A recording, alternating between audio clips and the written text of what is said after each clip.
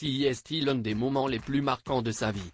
Adomi, comme tous les membres de la famille royale, dans une formation militaire après son bac en 2005, le prince Harry est allé plus loin que beaucoup d'entre eux en partant sur le terrain, en Afghanistan.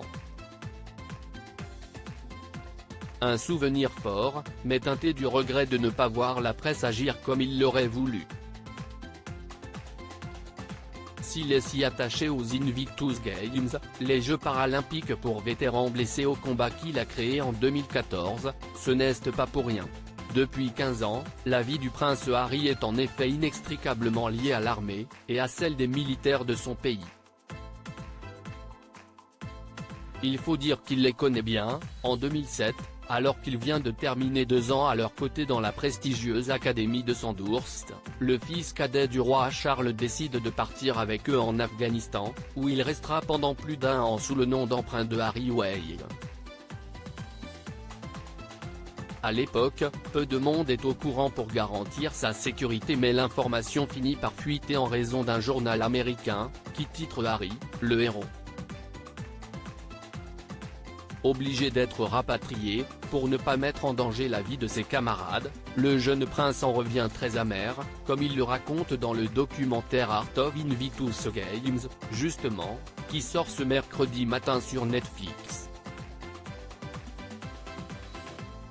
En effet, pour lui, la presse britannique, avec qui il a déjà beaucoup de mal, n'a pas couvert comme il le fallait les soldats britanniques. Et notamment ceux qui sont revenus blessés. Se souvenant de 3 jeunes hommes le corps en miettes, aperçus par la fenêtre de son avion au moment de son rapatriement au pays, il ajoute « Je suis sorti de ce vol en étant en colère pour ce qui leur arrivait, j'étais en colère que les médias ne parlent pas. Mais à ce moment-là, je ne savais pas encore quoi faire. » Un déclic, surtout qu'à ce moment-là, il est énervé que sa couverture ait été grillée par la presse. La seule raison pour laquelle j'avais été autorisé à partir en Afghanistan, c'est parce que le secret avait été gardé, raconte-t-il dans le reportage, avant de se souvenir de l'accord passé avec la presse nationale. Je suis parti pendant 10 semaines et personne ne l'a su, à part les médias britanniques qui ont accepté de se taire, tant qu'il avait les informations. Revenir si brutalement m'a fâché, mais c'était important pour tous les gens autour de moi, pour leur sécurité, que je parte.